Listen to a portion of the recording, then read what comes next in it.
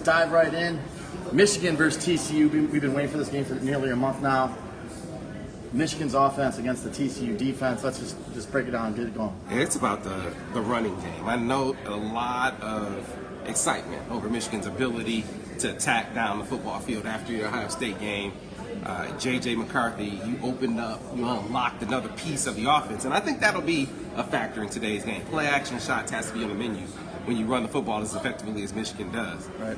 But much like I said against Purdue, this game will be more traditional in that it will be predicated upon Michigan's ability to run the football, especially when you look at their line. This is an odd stack of 3-3-5 defense that toward the end of the season, we saw some teams really have some great success running the football. Baylor had some great success running the football. Kansas State had great success running the football, and there's some common elements in how they did it. Pin and pulls, counters. You look back early in the season, Oklahoma had a great time with the counter OT. A lot of things that are in Michigan's menu, maybe with a little tweak. I mean, this is not a conventional defensive alignment to block. They've had 3 weeks to prepare for it, and I think there are some things that you can identify on film that you can really exploit. One thing to really look back at the Iowa game. You remember how fast Iowa was flowing on Michigan's counter action? They were really attacking hard, flowing hard to the counter side. The first series of the game, Michigan ran a counter reverse. You had Luke Schoonmaker looked like he was going to go across the formation and the counter U-turn it, come back around and lead Ronnie Bell untouched to the end zone. Baylor and Kansas State U-turned pin and pulls to the open side. You guys watch our film breakdown, so you can kind of give it what we're talking about. That's not in Michigan's menu, but with 3 weeks to prepare, it's a tweak that I think they'll add. I think you'll see Michigan take advantage not only of the soft edge of their defense, but also the hard floor of their linebackers. All right, now we got to switch it over to the matchup. Max Duggan and the boys of the offensive side of TCU against Michigan's defense. Not the star power that Michigan had, obviously, last year on that defense, but this defense, some people say, might even be better. What are you seeing when you're breaking down? I know you've done a lot of video on that matchup in itself. Yeah, I think this will be the toughest matchup of the season for Michigan from a quarterback perspective. A lot of people talk about C.J. Stroud. No disrespect intended. He's a great arm talent.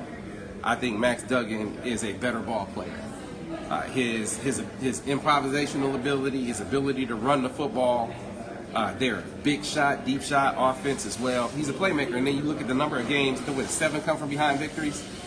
That's a guy that when the chips are down and adversity hits, can take the pressure, can put the team on his back, put the team on his shoulders, things that C.J. Stroud, frankly, couldn't do against Michigan. So it'll be a tall task. But I think this is one of those games where if you're Michigan, you don't take the same approach to dealing with Max Duggan that you took to dealing with C.J. Stroud. They kind of hung back. They played coverage a lot. You give this team time in the pocket, you give Max Duggan time in the pocket, I think that's a recipe for them to exploit you down the football field. So I think you get after them. Got to maintain your rush lane integrity, but I think this is one of those games where you don't tamp back the aggression. I think as a matter of fact, you probably die with them. So. All right, it's time to get to the nitty-gritty. Michigan is a 7.5-point favorite. Michigan wins this game, and why? Because I just don't see, watching all the film, I do not see how TCU is going to stop Michigan from running the football. People keep cherry-picking the Texas game like that's somehow indicative of a matchup with Michigan, and nothing could be further from the truth. It's like people look at the names and look at the box score and don't look at the game. If you look at the game, a one-possession game, 17-10 that TCU won. If Texas is this big-time rushing attack and Bijan Robinson is the number 1 running back in the country, why did they run the football 12 times in a one-possession game? 12 times in a one-possession game. You throw it 39 times with your quarterback 1 game back from injury. Makes no sense. Steve Sarkisian is not Jim Harbaugh with his determination to run the football. Once he got away from Nick Saban, he could do what he wanted. But all that, I'm going to pound the rock, that's Nick Saban's influence. He got to Texas, now he can do what he wants to do. I'm not done, I'm wrapping it up. Give me some time, let me flex a little bit. All right, and so now you get in this game where he can do what he wants to do, he abandons the run. You also see them run some common run plays that they have with Michigan. 12 run plays, 2 of them were duos backed up against the end zone. He didn't even want to run them, and they ran those crappy. that is not a facsimile of what this team is about to see from Michigan. This is a team that is going to stay determined with the run.